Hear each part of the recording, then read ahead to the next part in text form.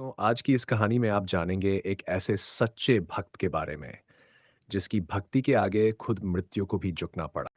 बहुत समय पहले एक महान ऋषि मृकंडू और उनकी पत्नी मरुदवती रहते थे। वे दोनों भगवान शिव के परम भक्त थे, लेकिन उनके जीवन में एक ही दुख था, उनकी कोई संतान नहीं थी। इस दुख को दूर करने के लिए उन्होंने वर्षों तक भगवान शिव की कठोर तपस्या की। वे हर दिन एक ही प्रार्थना करते, हे महादेव, हमें संतान का सुख दीजिए। सालों की तपस्या के बाद भगवान शिव उनकी भक्ति से प्रसन्न हुए और उनके सामने प्रकट हुए। उन्होंने कहा कि तुम्हें एक पुत्र मिलेगा, लेकिन उसकी आयु केवल 16 वर्ष होगी। ऋषि और उनकी पत्नी ने यह वरदान स्वीकार कर लिया क्योंकि वे एक महान और गुणवान पुत्र चाहते थे। कुछ समय बाद उनके घर एक तेजस्वी बालक ने जन्म लिया, जिसका नाम मार्कंडेय रखा गया।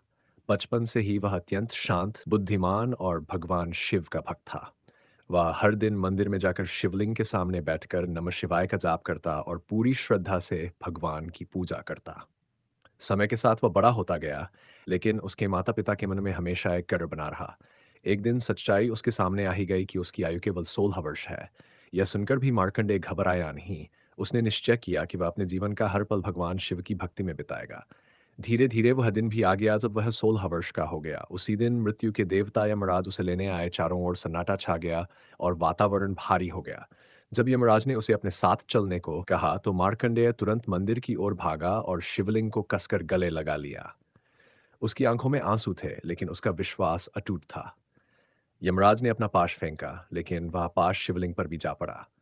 उसी क्षण एक तेज प्रकाश हुआ, धरती कांप उठी और शिवलिंग से स्वयं भगवान शिव प्रकट हुए। उनका रूप अत्यंत क्रोधित था। उन्होंने यमराज को रोकते हुए कहा, यह मेरा भक्त है, इसे कोई नहीं ले जा सकता। भगवान शिव ने अपनी शक्ति से यमराज को पराजित कर दिया और मार्कंडेय को मृत्यु से बचा लिया।